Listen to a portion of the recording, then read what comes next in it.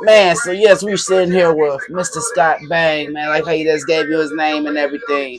And he got his wonderful project playing so far in the background, man. I just gotta ask, man, what made you drop this on out of all days on April 1st, on April Fool's at that? Like at first I thought it wasn't even coming out with an album on today, man, but like what made that intention? Because despite the relationship me and my mom had and have that we're working on, you know what I'm saying? It's her 61st birthday. And she sat in class with me sometimes when I got in trouble and shit because she wanted to make sure I walk across that stage and use my education. So that's what this whole tape is about. You know what I'm saying? Toivo Boogie. I got kicked out of Ham in my 11th grade year. Went to Northwood, went to Ponchatoula. And they embraced me with open arms. You know what I'm saying? And I happened to be intelligent enough because I took college prep classes at Hammond and shit like that. And they treated me with love, and that's where Tino come from. Nobody called me Valentino in Hammond. It was always Denzel. What's up, Denzel? Washington.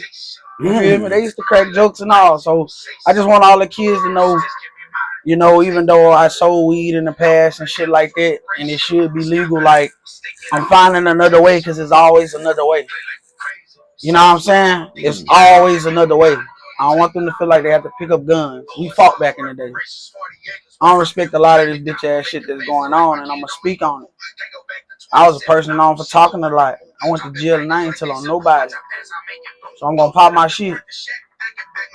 Real talk. I like that. I like that approach, man. I mean, to come from the Fool's aspect to drop it on April Fool's Day to show like, hey, you can learn from Dunk's ways, and that's what you're showing now. I guess. I mean, with this tape, and I'm hearing that format. You can let the people know, man. What's the track that's playing so far in the background, man? Like, it gotta catch you real. This reparations. You know what I'm saying? I don't really support per se the street life, but I understand. I'm from Louisiana, was $10 an hour minimum wage. I made that at 16, 17 working at McDonald's. You know what I'm saying? I got a taste of Southeastern, and what was $10 an hour? Wasn't even coming home in the neighborhood. That's why I was coming to buy some smoke. Like I was in a whole nother island. I didn't even want to go to college. My mama just went and signed me up. So I went and signed up for the military to show her that, like, I'm 17. I'm still grown because I graduated. Like, you're not going to run me. But, you know, you live and you learn. I could have did shit different. I could have been in the pro playing football. I could have waited and walked on. But it was like, nah, I shouldn't have to. So that's how I took it. Man, so we got reparations, man, playing in the background. Man, like, I gotta ask, man. I only heard that name. I ain't going to tell me. I only heard that word first time ever, like on like Dave Chappelle, like on the Chappelle show when he was talking about, man, that's what we need to get paid back. What made you choose this as a title song? Honestly, crazily enough,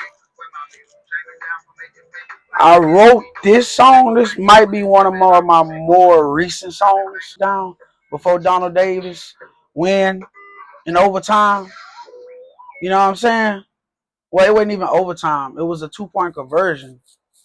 You know what I'm saying? In overtime. But if I'd have never got the first down, we'd have never got there. And what's so crazy about it, like Coach Hill used to always try to downplay me. It got so bad, he put my partner Deontay, got the same middle name, Denzel. Anyway, he just had a birthday, my dog. We fought back then and everything. It's crazy. Love that nigga to death. He came through me in a clutch situation, man. Love that nigga. But anyway, like I say, it got to the point where Jug was hurt, Bland was hurt. All the guys that was upperclassmen was hurt.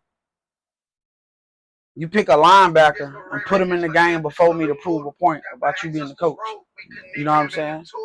And it is what it is. You know what I'm saying? I appreciate the lessons I got even from him. It molded me to be not a crash dummy. Again, you know what I'm saying? So I appreciate that shit. But spring football all the time.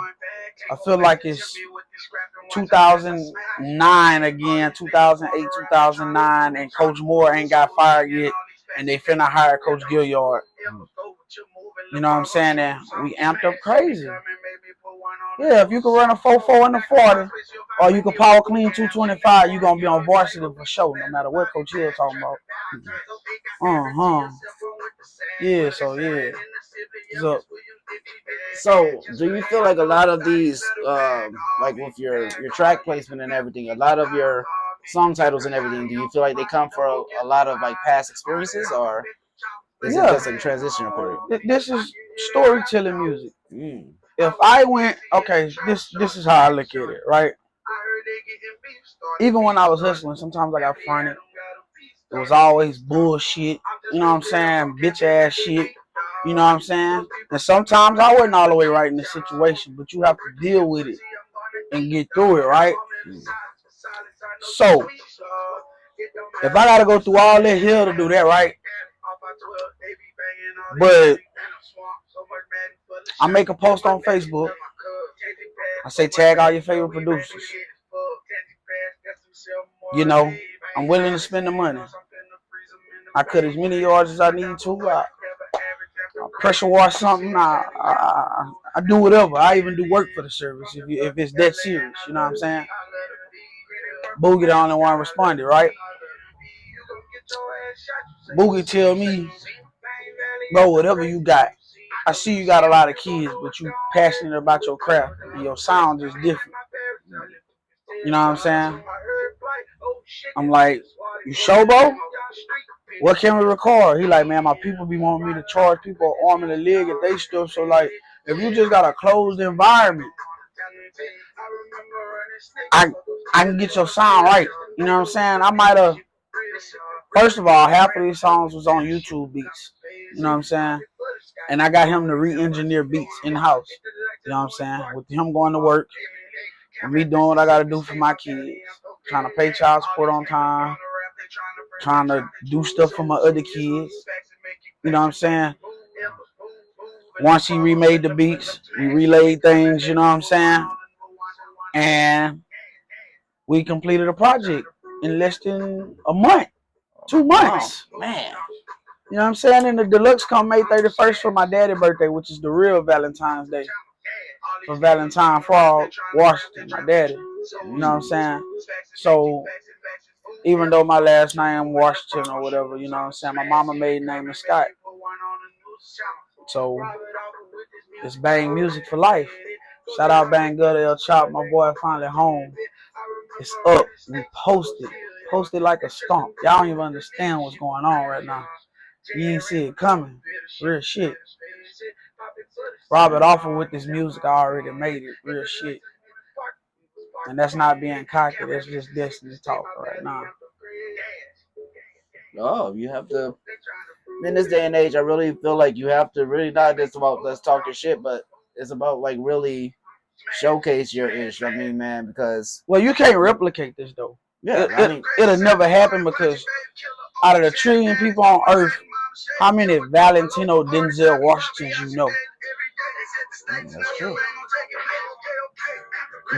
How many people you know? Mama was an evangelist and daddy was a killer. We know something like Boosie, but let's just be real. And one that's not out here doing no crazy shit at that. You feel what I'm saying? So yeah. So I branded Hammond and Ponchatoula. You know what I'm saying? Cause I used to go ham punching through this bitch when I was little anyway. You know what I'm saying? So that's kind of where that lingo come from. Ham Punchy Village. You know, it's Tickfar Village where you from. You know, so I try to always brand Louisiana and the parishes.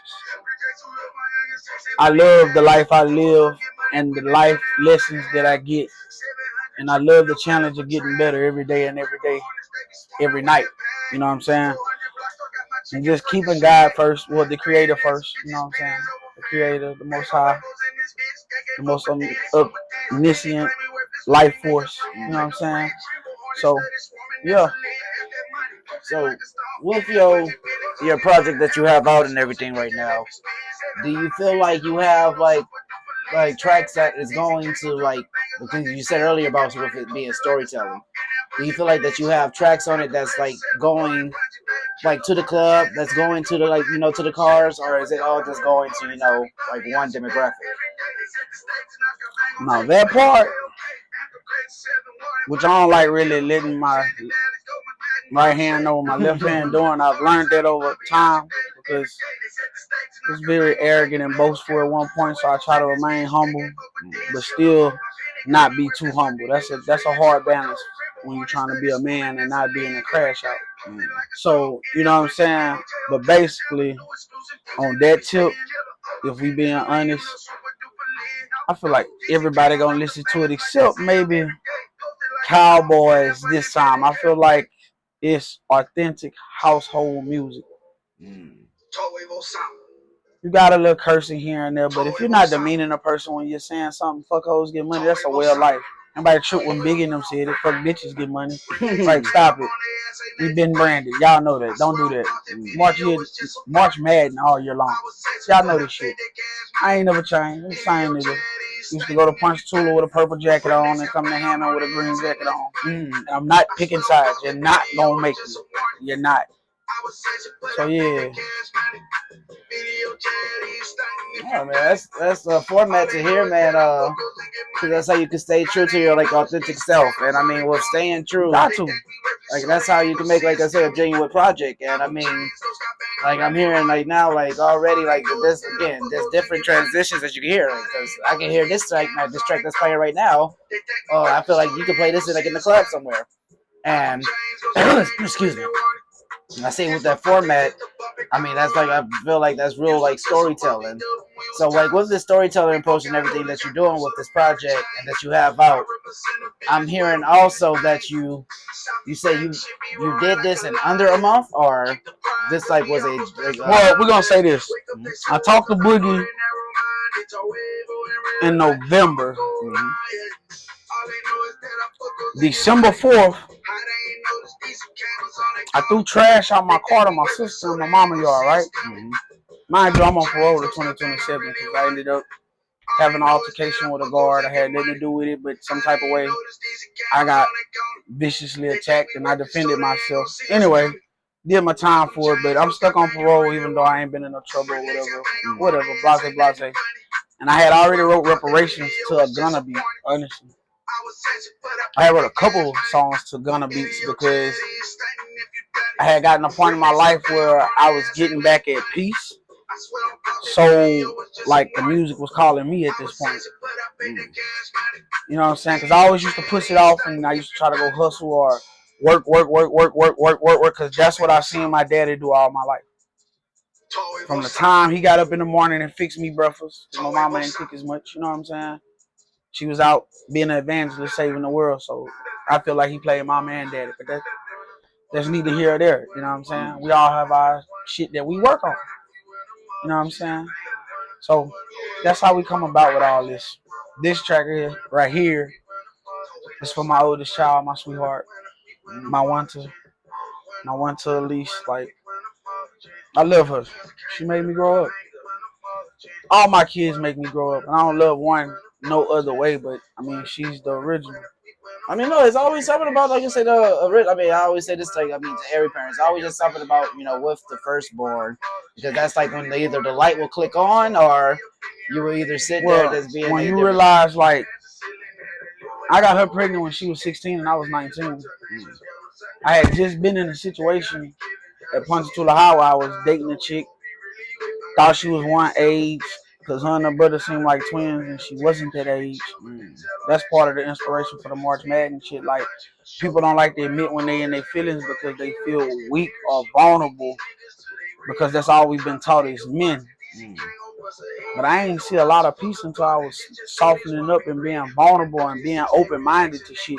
Just really sitting there, like, I got damn near photographic memory, so I remember every fucking thing since I was like 4 years old. So, like, there's no such thing as you making me feel uncomfortable or embarrassing me. You can't do that. I'm the only one that can embarrass myself. I remember being on Hammond Junior High stage, nigga, and people don't even know this.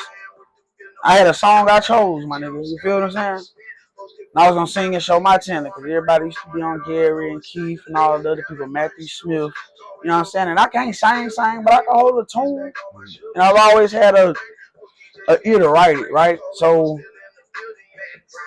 the day of the talent show, And I'm in Miss Whittington homeroom. So when you sign up for something, you ain't backing out that shit, my niggas. You feel what I'm saying? Yeah.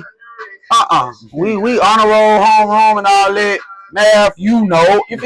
So yeah, ain't no backing out. But people don't know Porches Lewis, somebody I know, a close friend, in a wheelchair. You know what I'm saying?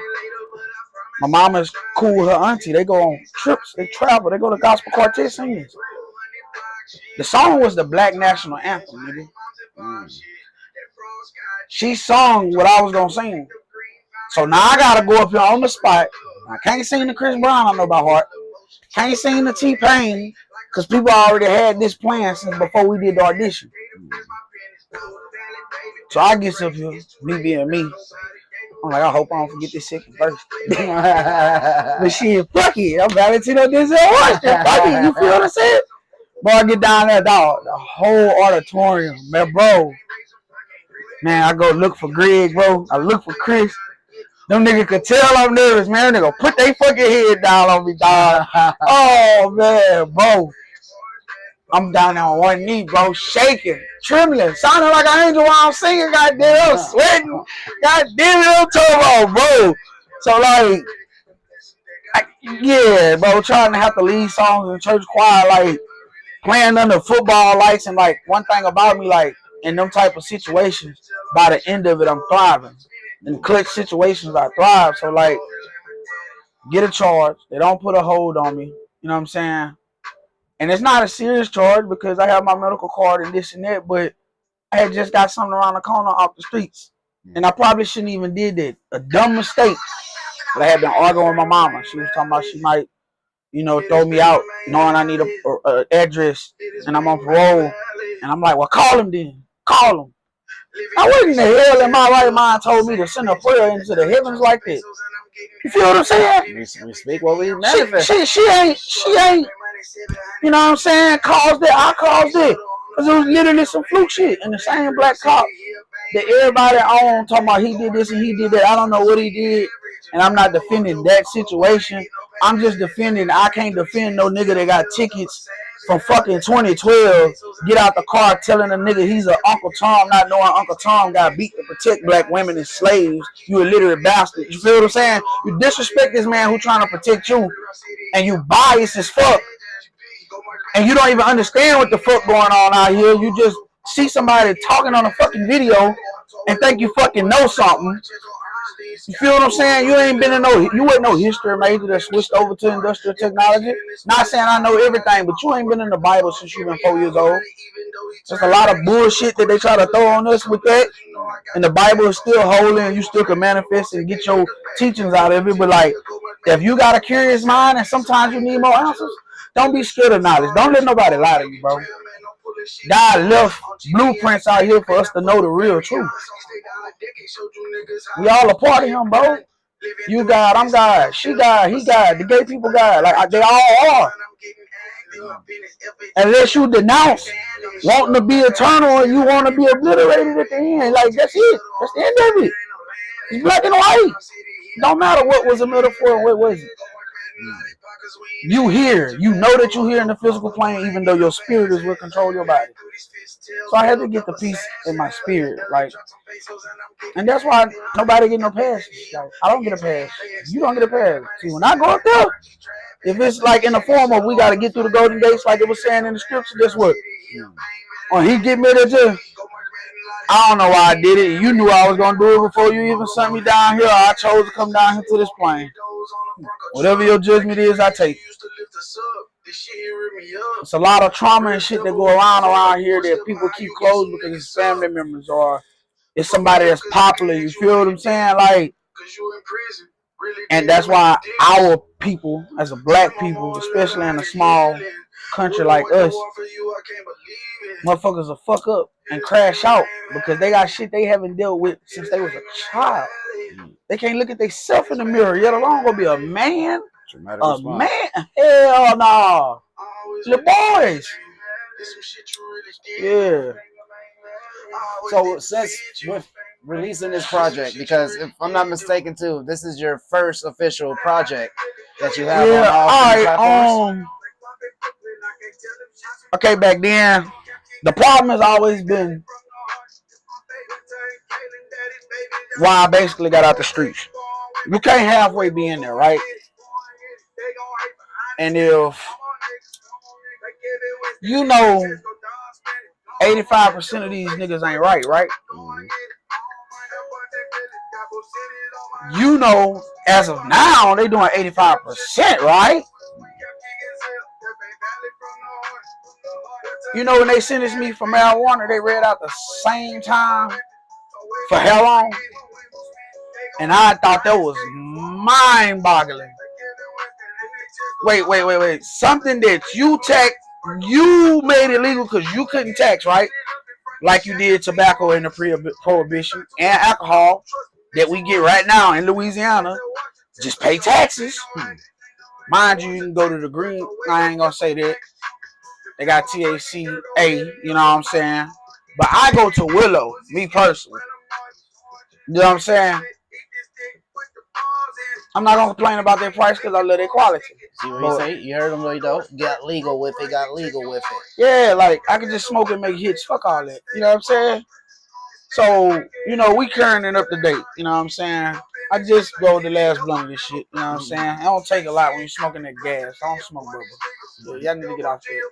Unless you got the real deal platinum bubble. And that shit high. I can just go to the dispensary for that shit. Why risk a charge dealing with you red ass niggas? No pun intended. But yeah, like I say, you know what I'm saying? I go to Willow and I smoke good, but it baffles me like, again, you owe us 40 acres and a mule, right? I ain't seen not one horse you gave to my people. And we own a little bit of land, but we don't own no 40 acres and a mule. You know what I'm saying? So, it's $10 minimum wage, right? You never gave us our 40 acres and a mule, right? You're poisoning our food, right? Even our fruit, right? Everybody need to grow if they got land. I'm definitely trying to start that. But like, they throwing diseases on our kids and fucking ourselves up, right? Because they know what and who we are, right? And at this point, it's not about black and white. It's just about the elite want to be the elite, and that's what they're gonna be. And if you know, basically shut the fuck up. And if you don't know, stay in your fucking lane. You know what I'm saying?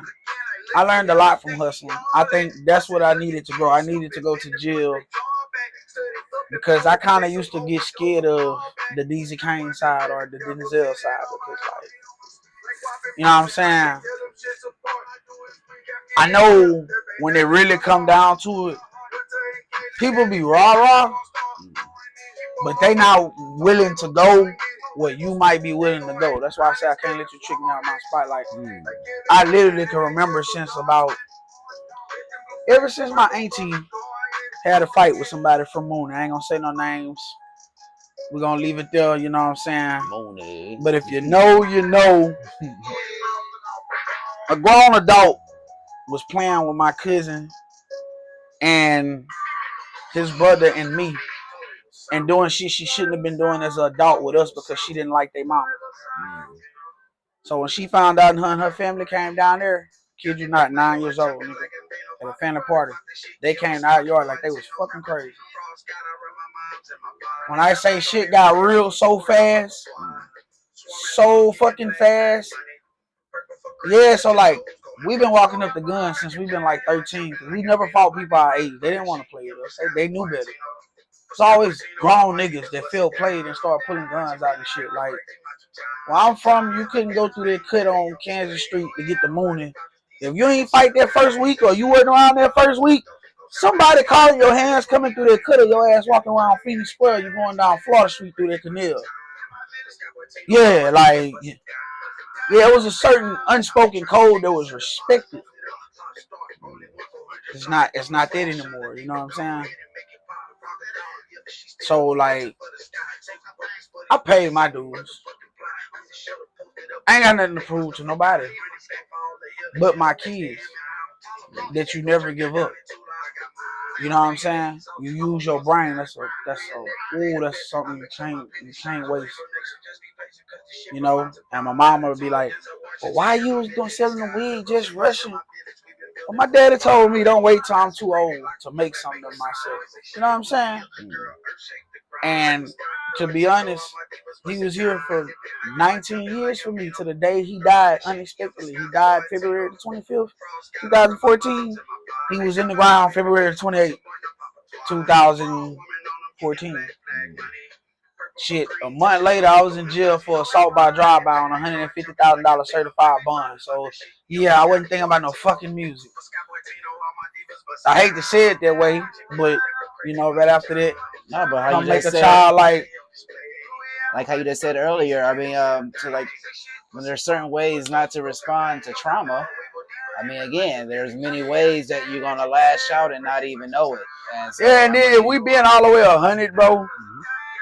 My cousin Greg, even though the nigga was wrong for what he did, was punching the nigga while he had the gun in his hand. The gun went off. You know what I'm saying? Double jeopardy.